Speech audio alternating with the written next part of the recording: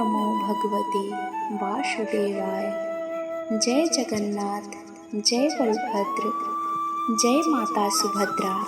नमस्कार भक्तों, आज हम भगवान जगन्नाथ की रथ यात्रा से जुड़ी एक अत्यंत रहस्यमयी और दिव्य परंपरा अधरपाना की कथा जानेंगे।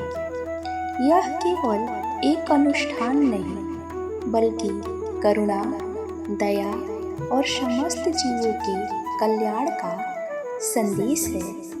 पुरी की रथ यात्रा में भगवान जगन्नाथ, बलभद्र और माता सुभद्रा अपने अपने रथों पर विराजमान होकर श्री गुंडीचा मंदिर तक जाते हैं।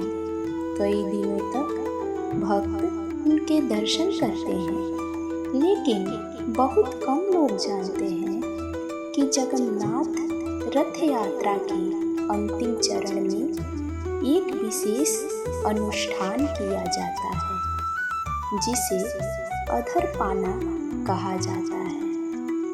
अधर का अर्थ होठ और पाना का अर्थ है पेट या पान। इस दिन भगवान के सामने बहुत ऊंचे ऊंचे मिट्टी के कलश रखे जाते हैं। इन कलशों में दूध, दही, मिश्री, केला, नारियल, सुगंधित जल, मसाले और अनेक पवित्र पदार्थों से बना मीठा पेय भरा जाता है। कलश इतने ऊंचे होते हैं कि वे भगवान के अधरों तक पहुँचते हुए प्रतीत होते हैं। यही इस परंपरा का सबसे बड़ा रहस्य है। मान्यता है कि रथ यात्रा के दौरान भगवान के सामने अनेक अदृश्य देवता, यक्ष, गंधर्व, भूत, प्रेत, पितृ और सूक्ष्म जीव दिव्य शक्तियाँ भी यात्रा करती है। वे भगवान की सेवा करती हैं, लेकिन उन्हें कोई देख नहीं सकता। रथ यात्रा समाप्त होने पर भगवान चाहते हैं कि उन सभी अदृश्य सेवकों को भी सम्मानतापूर्वक विदा किया जाए। इसलिए उनके लिए यह दिव्य पेय अर्पित किया जाता है। जब भगवान को अधरपाना अर्पित कर दिया जाता है, तब पुजारी उन कलशों को वहीं फोड़ देते हैं।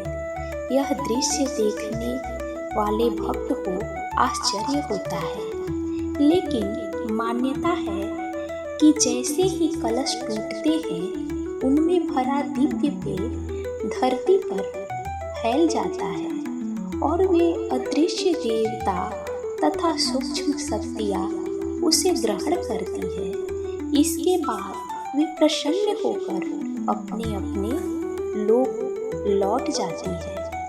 अधरपाना हमें सिखाता है कि भगवान केवल मनुष्यों के ही नहीं बल्कि समस्त सृष्टि के पालनहार हैं। उनकी कृपा हर जीव पर सामान्य रूप से बरसती है, चाहे वह दिखाई दे या अदृश्य हो। भगवान किसी को भी बिना सम्मान और संतोष के विदा नहीं करते। इस कथा से हमें 3 महत्वपूर्ण शिक्षाएं मिलती है। सेवा करने वाले हर व्यक्ति का सम्मान करना चाहिए। भगवान की कृपा सभी प्राणियों पर समान होती है। जीवन में दया, करुणा और कृतज्ञता का भाव रखना चाहिए। जब भी आपको जगन्नाथपुरी की रथ यात्रा देखने का अवसर मिले, अधरपाना की इस दिव्य परंपरा को अवश्य देखें और स्मरण रखें कि भगवान जगन्नाथ केवल मंदिर के देवता नहीं बल्कि संपूर्ण सृष्टि के नाथ हैं।